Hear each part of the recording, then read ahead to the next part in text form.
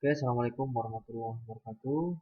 Kali ini kita akan membahas tentang materi selanjutnya, yaitu adalah tentang gerak melingkar. Pertamanya, kita lihat dulu apa saja pencapaian yang harus uh, kita lakukan, kalian lakukan untuk supaya bisa menerapkan prinsip-prinsip dalam gerak melingkar. Yang pertama, ada beberapa ya. Yang pertama adalah mengidentifikasi besaran, yaitu frekuensi sudut, periode, dan sudut tempuh yang terdapat pada gerak melingkar dengan laju konstan. Kemudian ada juga menerapkan prinsip roda-roda yang saling berhubungan secara kualitatif. Kemudian yang ketiga adalah menganalisis besaran yang berhubungan antara gerak linier dan gerak melingkar pada gerak menggelinding dengan laju yang konstan. Oke, kita mulai dulu. Yang pertama, kita harus tahu dulu besaran-besaran yang terdapat pada gerak melingkar. Yang pertama adalah frekuensi. Frekuensi di sini adalah yang kita artikan sebagai banyaknya gerak melingkar yang dilakukan oleh sebuah titik materi dalam selang waktu tertentu. Jadi kalau saya tanya kepada Anda bahwa untuk frekuensi makan Anda, berarti frekuensi adalah banyaknya makan Anda dalam waktu misal 24 jam. Jadi frekuensi ini adalah banyaknya. Berarti kalau banyaknya, maka kita simbolkan nanti banyaknya ini adalah dengan huruf N. Waktu kita simbolkan dengan T. Terus ada pertanyaan seperti ini, apakah bumi atau bulan itu bergerak? Ya. Jenis apakah gerak bumi atau bulan? Oke, kalau kita melihat lintasan dari bulan dan bumi ketika melintasi matahari adalah, kita bisa artikan bahwa itu adalah gerakan melingkar.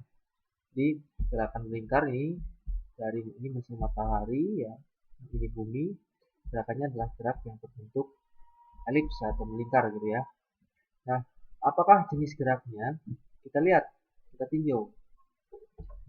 Kalau ini bumi terhadap bulan, kalau kita berada di bumi, otomatis seolah-olah bulan yang bergerak. Kenapa? Karena gerak itu tergantung pada titik acuan. Padahal sejatinya apa? Kalau kita berada di bumi, sebenarnya bumilah yang bergerak terhadap matahari. Tapi kita kelihatannya kalau berada di bumi, matahari yang bergerak ya. Padahal bumi yang bergerak. Nah, ini kita sering disebut bahwa gerak itu relatif terhadap suatu pengamat.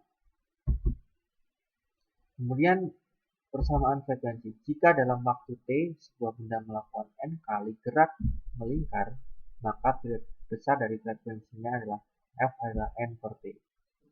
Keterangannya adalah frekuensi itu Hertz, banyaknya gerak melingkar, N, T-nya adalah waktu total.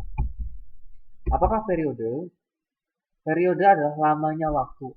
Berarti ini berkaitan dengan lama berarti satuannya pasti akan mengacu pada satuan waktu. Dibutuhkan oleh suatu titik materi untuk melakukan berapa kali dia dalam gerak melingkar. Oke. Terus maka kita rumuskan bahwa T sama dengan T per N. Periode T besar, T kecil itu waktu total. Terus kemudian gerak melingkar beraturan. Benda dikatakan melingkar beraturan jika benda tersebut bergerak dengan kelajuan konstan, tetapi kecepatan benda berubah arah secara kontinu sepanjang waktu. Oke, arahnya pasti berubah karena dia gerakannya melingkar. Ya, melingkar berarti nanti ada percepatan yang disitu, kalau nanti kita bahas ada percepatan sentripetal ya. Kecepatan yang selalu menuju pusat. Hubungan kecepatan linier dan kecepatan rotasi. Nah, ada di sini kecepatan linier itu adalah kecepatan ketika benda bergerak pada lintasan yang lurus. Tapi kalau kecepatan sudut, maka dia kategorinya adalah benda dalam keadaan berotasi. Hubungannya apa? Kita lihat, kalau kelajuan linier didefinisikan sebagai jarak persatuan waktu, di mana satu kali gerak melingkar ya jaraknya ditempuh sama dengan keliling lingkaran. Maka kelajuran linier V sama dengan omega per T. 2πr per T. Omega itu adalah 2πr ya. Oke. Ini adalah hubungannya. Berarti V bisa kita artikan sebagai omega per T. Kelajuran angular ya, angular adalah 2π per T atau apa? Atau kita bisa artikan sebagai V per R. Karena kan tadi persamaan untuk rumus yang pertamanya adalah 2P adalah 2Pi omega kali R ya. 2Pi per T itu kan omega. Kemudian kita kalikan dengan R, maka 2Pi per T itu adalah omega, sehingga omeganya bisa kita substitusikan omega sama dengan V per R. Hubungan kecepatan dengan omega, kecepatan linear dengan kecepatan sudut, hubungannya adalah V sama dengan omega kali R. Contoh soal, ya. Sebuah tikus melakukan gerak melingkar seperti tampak pada gambar, ya, sebanyak 40 kali dalam 10 detik. Jari-jarinya 20 cm, berarti kita data dulu, N-nya 40, T-nya 10 second, R-nya adalah 0,2. Dinyatakan adalah A, T, yang pertama adalah periodenya, B-nya frekuensinya, C-nya adalah kecepatan. Berarti kalau kita mau menyatakan T-nya adalah T sama dengan T dibagi N, 10 bagi 4, berarti 1/4. Oke. T-nya adalah 1/4. Berarti frekuensinya bagaimana? Frekuensinya adalah seperti. Ya, seperti berarti 1 per F. Atau kita bisa balik ya, F-nya berarti 4. Omeganya apa? Omega adalah 2pi kali frekuensi. 2pi kali frekuensinya 4 atau 2pi per T. 2pi dibagi 1/4 sama aja ketemunya ya. Terus kemudian yang D untuk kecepatan linearnya adalah omega kali R. Berarti 8pi kali 0,2. Jadi untuk mencari berapakah besar frekuensinya, kalian hanya mencari hubungan dengan periodenya. Periode kan seperti, berarti 1 dibagi 1/4 maka 4. Hasilnya ini.